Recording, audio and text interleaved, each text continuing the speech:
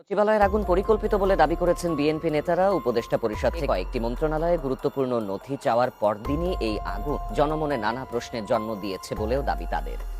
সচিবালয়ের ভিতরে আগুন নিয়ে ফেঁসে যাচ্ছে সমন্বয়ক উপদেষ্টারা।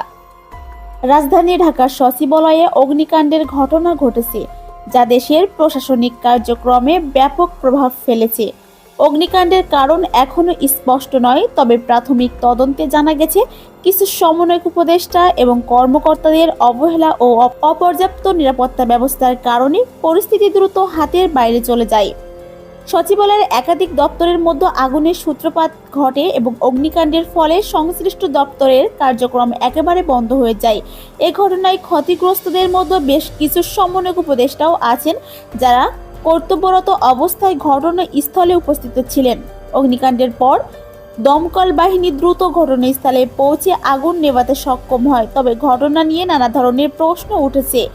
বিশেষ করে সমন্বয়ক উপদেষ্টাদের ভূমিকায় অনেকেই হতাশা প্রকাশ করেছেন।